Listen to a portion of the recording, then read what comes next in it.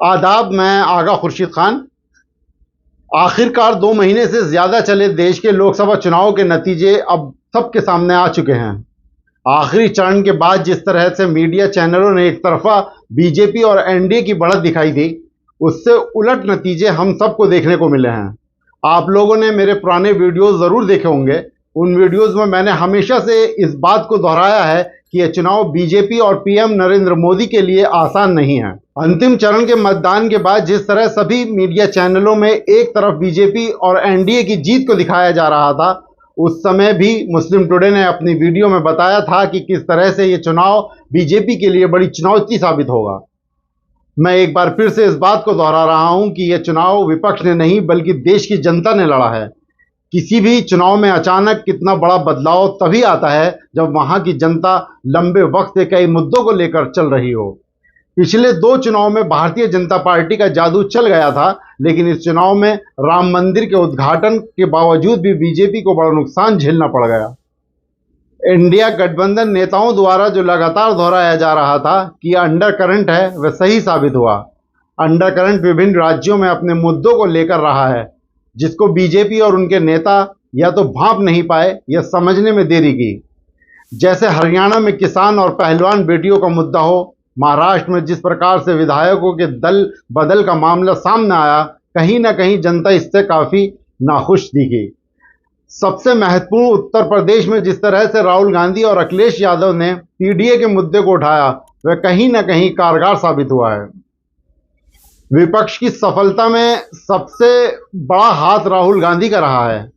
जिस तरह से राहुल गांधी पूरे देश भर के संविधान बचाने के मुद्दे को लेकर विभिन्न स्थानों पर रैलियों के माध्यम से जनता को संबोधित किया, भारत जोड़ो यात्रा को पैदल कन्याकुमारी से कश्मीर तक पूरा किया, उसके बाद मणिपुर में जिस तरह घटना घटी जिसको लेकर पूरी बीजेपी खामोश रही, उसके बाद राहुल गांधी की मणिपुर से लेकर महाराष्ट्र तक भारत जोड़ो न्याय यात्रा कहीं ना कहीं इस सफलता की मुख्य सूत्रधार रही है।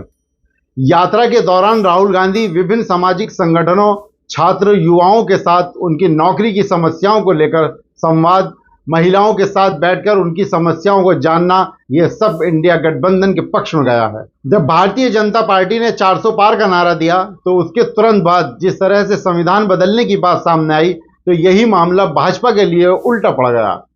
खुले मंच से भारतीय जनता पार्टी के सांसद प्रत्याशियों का संविधान बदलने की बात कहना और उस मुद्दे को कांग्रेस पार्टी और राहुल गांधी द्वारा जमकर भुनाना इंडिया गठबंधन के लिए संजीवनी साबित हुआ। राहुल गांधी के अलावा जिस तरह से समाजवादी पार्टी के मुखिया अखिलेश यादव ने उत्तर प्रदेश में धुआंधार रैलियां की, पीडीए के तहत बिना कुछ सोचे टिकट बंटवारे में सूझबूझ दिखाई और उसके संविधान बचाने, बेरोजगारी और महंगाई को उठाया, उसके बाद जनता के बीच परिवर्तन करने का उत्साह जागा। अकेले ममता बनर्जी ने पूरा पश्चिम बंगाल संभाल के रखा और भारतीय जनता पार्टी को एक तरफा शिकस्त दी। कुछ इस तरह ही महाराष्ट्र में महागठबंधन की एकजुटता ने बीजेपी को बुरी तरह से सफाया किया। इन दलों में की गई मेहनत के अलावा जो विपक्ष के लिए सबसे अहम रहा है, वह खुद मतदाता है, जिन्होंने सत्ता परिवर्तन के लिए विपक्ष के नेताओं को इतने बड़े स्तर पर चुनावी प्रचार के लिए मजबूर किया।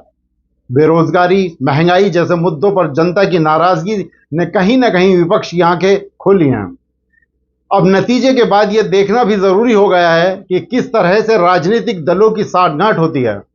बाकी सभी सीटों के विश्लेषण को जल्द ही आपके सामने पेश किया जाएगा। आप देखते रहें मुस्लिम टुडे।